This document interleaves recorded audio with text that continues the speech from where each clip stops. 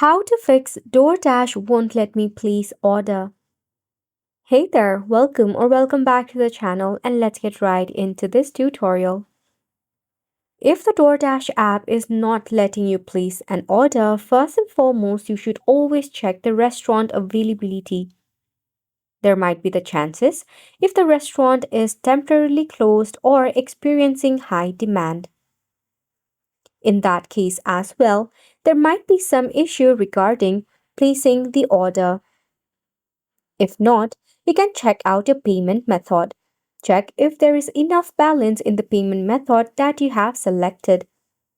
If none of this case is what causing you the problem, then follow this next step. Scroll down your notification panel to check for your Wi-Fi connectivity. If your Wi-Fi is acting up, switch into mobile data or enable your airplane mode for a couple of seconds, then turn it back off. After which, you can open up your phone settings. Within your phone settings, scroll down until you see the option of apps. Head over to all apps. In here, click on the search icon to search for Doordash. From here, click on the 4-stop button and OK. Head to Storage and Cache and tap on the Clear Cache button.